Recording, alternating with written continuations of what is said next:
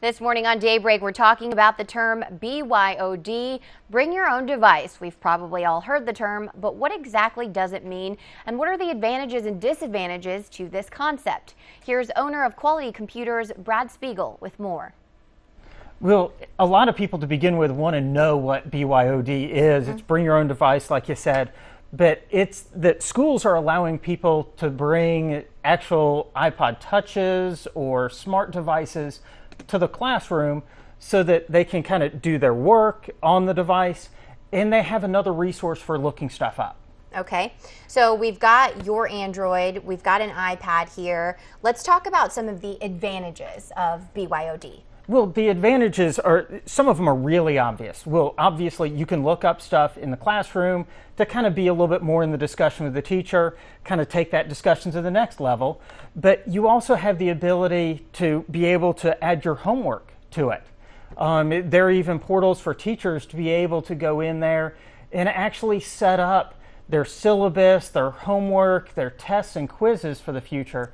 And so then you can kind of be more in touch with your students, and as a parent, you can be more in touch with what's going on in that classroom. Okay, and kids really now have no excuse as to why they didn't do their homework, or they can't use the "my dog ate my homework" line anymore. Exactly, because you put it on your device, and most of them now, My Homework is one that I love, will actually put it up on their webpage. Oh, so nice. If you leave your device at school in the locker, or at least use that excuse with your parents, now the parents can go online and actually look up and see what was on schedule. Okay, for the parents who are considering, purchasing their kids some of these devices, is there a route that they should go?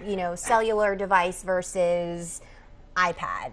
I really think that a wireless device to begin with is probably the best thing to use for a couple different reasons. As a parent, I do like the carrot of being able to take away my kid's cell phone if I need to, if stuff's going on that isn't supposed to, but still have them have their device to be able to do their homework with. Okay, and some of the other things, that's an advantage, but talk about some of the disadvantages. You have to be a parent on another level again.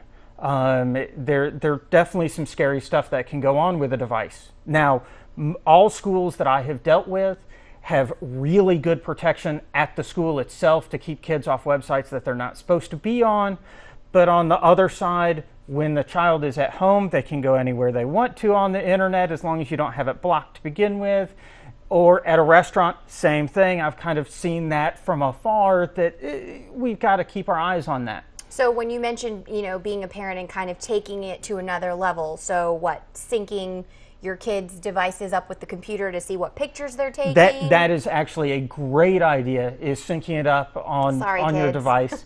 But again, as a parent, let your kids know that you're going to be doing that. There's nothing wrong with telling your kid, hey, I just bought you this wonderful Apple device. I'm going to use iCloud, and I'm going to have it synced to my computer at home, and I'm going to know every single picture that you took.